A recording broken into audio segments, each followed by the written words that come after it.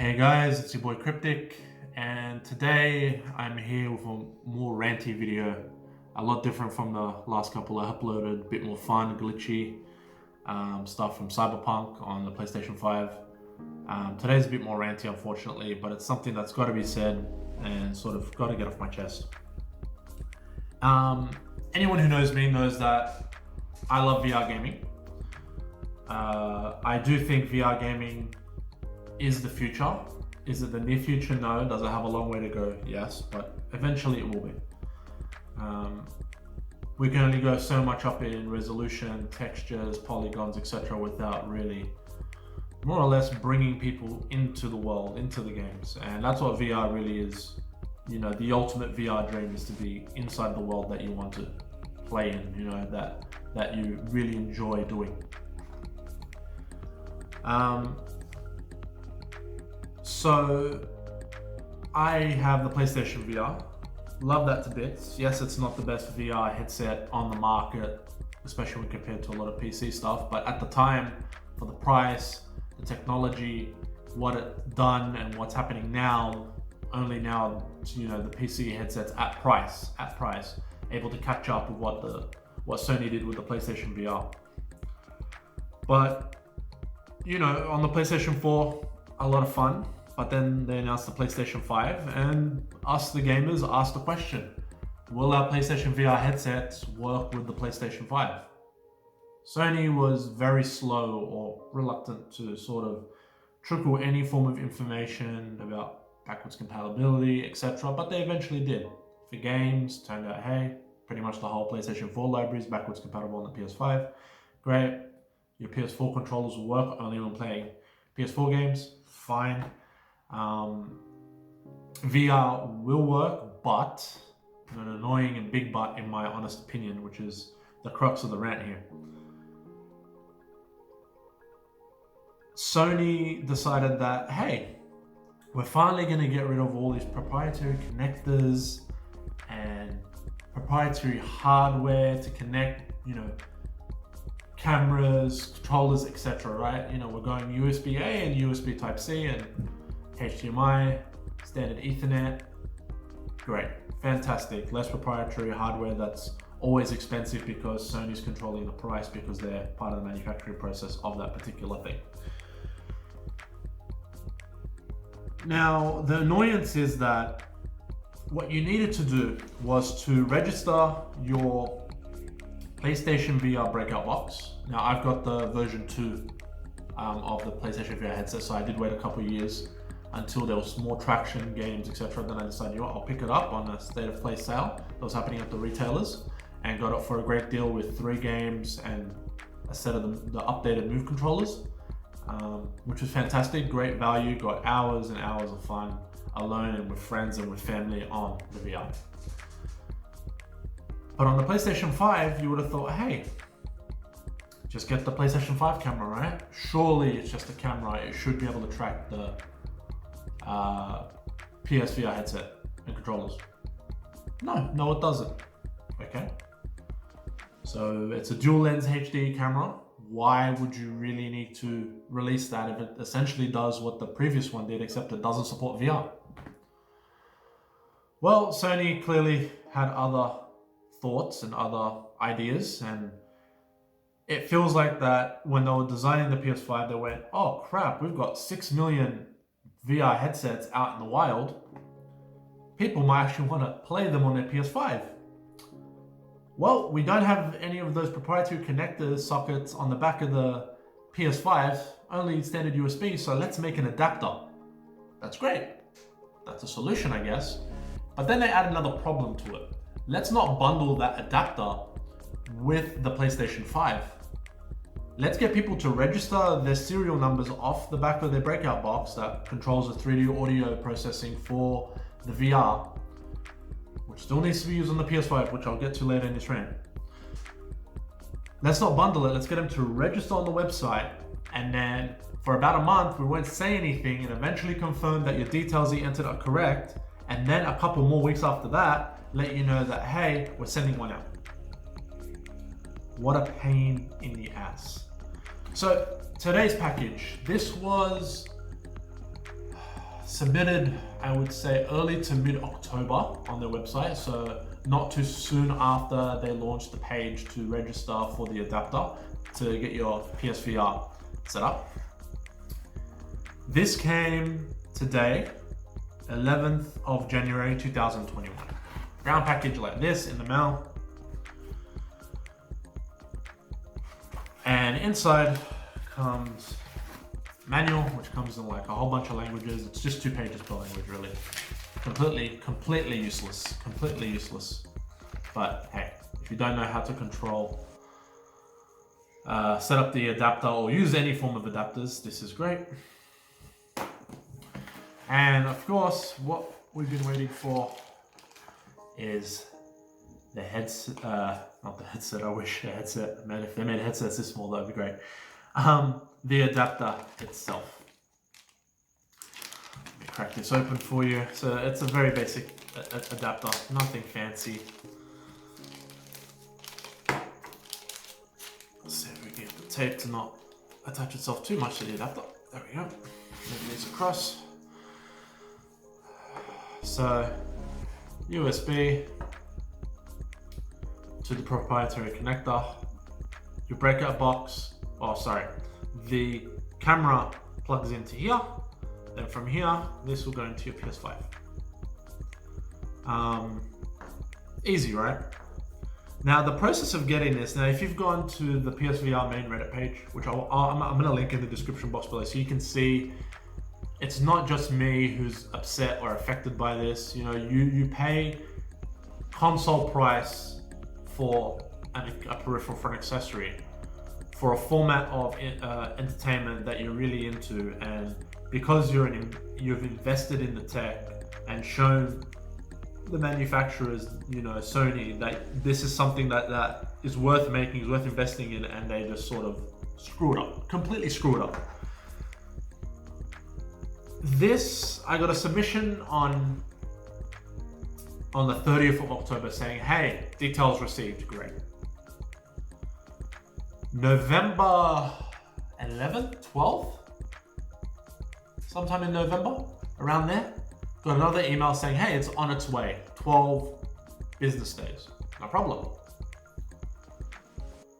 Shipping confirmation came through, 12 business days passed, nothing. I waited till about the 13th, 14th business day, gave PlayStation support a call. Now, PlayStation support, the support team, you've been doing a great job. You've been handling stuff that you shouldn't have to deal with. This is Sony's screw up on how they handle the distribution of something so cheap. The adapter itself seems like it's come from Germany, DHL Germany. If you look at the packaging here, you can see at the top here, hopefully it comes out in the video. The price is about $5 or €5.50. So all up $10 Australian, roughly. US, I don't know how it'll be, but for them to probably make it, what, if they're selling it at that, cost them 10 cents, dollar tops, max. Could have just thrown it in with the consoles instead, in the box, and for PlayStation VR, use it if you have one. But no, they decided that you had to wait through all this crap and not knowing when you'll get one or how you'll get one. There's no tracking with it. You just get a confirmation it's been shipped, 12 business days, contact PlayStation support, hasn't arrived. PlayStation support escalated, level 2 support go, hey, look out for the confirmation email, we should have got one. Call them back. Issue risen with the confirmation email. There must have been some miscommunication on my part and the person taking the original call, but it's okay. They had a reference number, it had all the details there. They could add upon it, elaborate more, and to tell them, I've got that, but it's exceeded the date. It said it should take no more than 12 business days. We're now at 15 business days, nothing in the map. Yep, no problem, you know, COVID delays, no problem, I understand. Just would like to know it's actually coming. That would be great if it's actually coming. They escalated again, they decide to ship out another one. New update confirmation, which came about 2 days later, saying it's up to 6 business days. I let it slide for 2 weeks. Nothing. Call up again. They're like, okay, we're gonna get it escalated for you. Another one, same email, up to 6 business days will come out. New Year pass. Nothing. I sort of at this point give up and figure like, screw it. I still have the PS4, maybe I'll work a way out to just pull that out and just play it on it. You know, who knows? I don't want to enjoy the improved visuals, load times or whatever that comes with the PS5. I just want to play my VR at this point. But then finally, today on the 11th of January 2021, this finally shows up. The number of people who have waited to play something they spent, I think here in Australia, I think it was about 550, and I think with a discount on PlayStation. The PlayStation sale, when they do the state of play, was about 400 to 450 Australian dollars, so about $100 off roughly, which was great. I mean, controllers included, 3 games, substantial games included with the bundle, which is fantastic, and a whole bunch of VR games that were given away sort of with the PlayStation Plus subscription. Yeah, just disappointing that it took this long. It took over 3 months to get something in, where they could have just said, screw it, instead of trying to save money on not tracking, save money on making extras with every unit. What happened to the days where it's like, hey, here's an RCA cable and you know, red, white, yellow, and RGB, so you can do HD or, you know, do it at lower res with audio included. I mean, what happened to that? Just an extra cable, an extra adapter thrown in, just in case. You know, we used to do it with the PlayStation 1, PlayStation 2, heck, PlayStation 3 at a point where they said, screw it, we're just going to give you the HDMI. You know, gave you the more expensive cable out of the box eventually.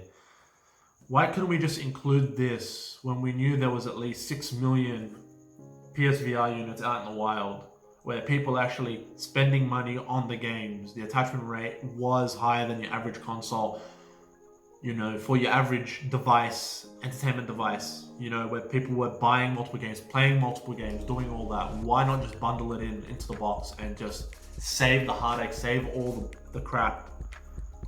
It shouldn't have ended like this. It shouldn't be like this, where people now who submitted their application for the adapter in October are still waiting now for it. In the States, here in Australia, etc., everywhere. Clearly this was an afterthought and it was absolutely disappointing.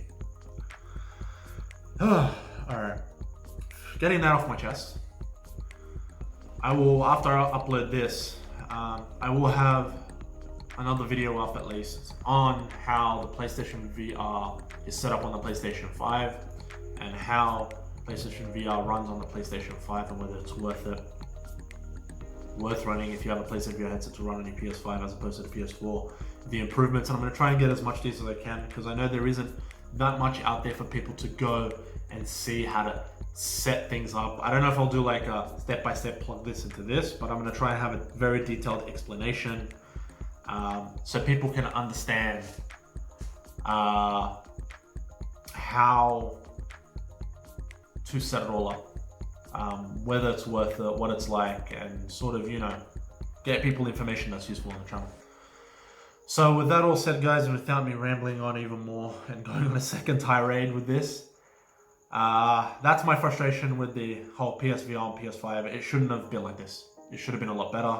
Sony should have done better. They should have.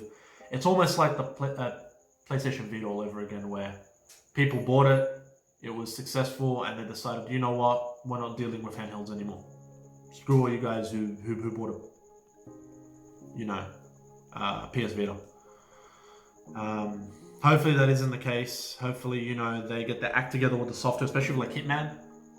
Why does it have to? You have to buy only the PS4 version or only a PS4 to be on VR?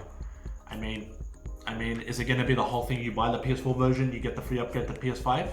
I mean, if it's going to be like that, why not? Just do that. Just have PS4, PS5 version.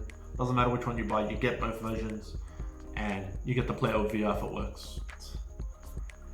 I mean, this is the issue we've always had with Sony and PlayStation. They get a lead, they get the most popular, they win a generation, and then they get cocky and anti-consumer.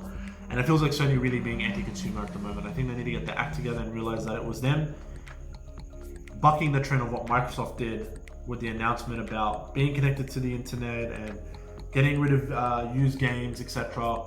Not doing that and saying, hey guys, we're there for you, we'll listen. You don't want any of that. Sony, you need to get back to listening and just do the right thing, because without people buying the hardware that you make, well, then you're not going to make any money. You're not going to have a business. You're not going to have employees that you can pay. We need, people treat each other with some respect, and not take, people for granted, saying we've got their money now, we don't care, we're sold out of PlayStation 5s, we sold out. That's great, but you got to follow that up with good customer service. Again, PlayStation support has done a great job, but corporate Sony, the corporate PlayStation division need to get the crap together, because 3 months just to send something like this, $5, $6, whatever, just a joke. Anyway, guys, I'll put all relevant links to everything on the description box below. If this video was entertaining, informative for you, you got any opinions on the situation, feel free to put them in the comment section below. Please remember to hit a like, subscribe, and thank the missus for taking the time to do the setup with the lighting and the camera. We're trying out some cool LED lights. We've used it in a couple of her videos. And yeah, hopefully you've enjoyed this. So yeah, hit that subscribe, share the video, and I'll follow this up shortly, hopefully in a week or less, with a setup on how PSVR runs on the PS5 and what differences and what sort of improvements you should be expecting. So yeah, till then guys, I'll catch you on the next one. See ya.